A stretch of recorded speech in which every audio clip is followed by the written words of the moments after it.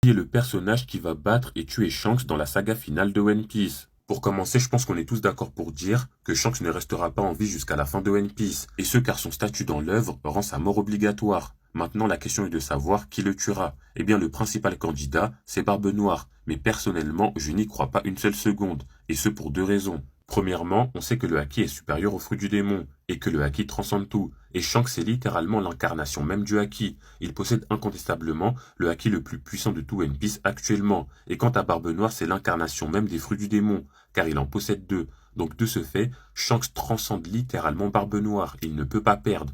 Donc si Barbe Noire parvient à battre Shanks, ce serait tout simplement une grosse incohérence. Et deuxièmement, une défaite de Shanks face à Barbe Noire implique obligatoirement une défaite de l'équipage de Shanks face à l'équipage de Barbe Noire.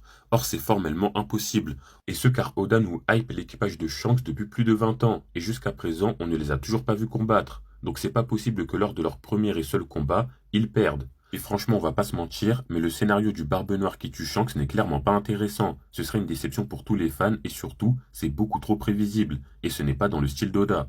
Donc si ce n'est pas Barbe Noire qui va tuer Shanks, qui ça peut être? Eh bien selon moi, ce sera tout simplement Rox Xebec. Car oui, Xebec va bel et bien faire son retour. Et d'ailleurs, Barbe Noire sera liée de façon directe ou indirecte à son retour. Maintenant, pourquoi ce serait Xebec qui tuerait Shanks? Eh bien il y a selon moi trois raisons à cela. Premièrement, actuellement, personne dans One Piece n'est assez puissant pour battre et tuer Shanks. Seul Xebec le pourrait. Deuxièmement, introduire Xebec en le faisant battre et tuer Shanks serait le meilleur choix d'Oda pour nous prouver la puissance de Xebec.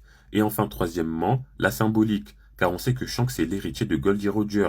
Mais malgré ça, Shanks ne parviendra pas à vaincre Xebec comme Roger l'avait fait, prouvant ainsi que Shanks n'a jamais réussi à égaler ou surpasser Roger. Mais celui qui le fera, ce sera Luffy.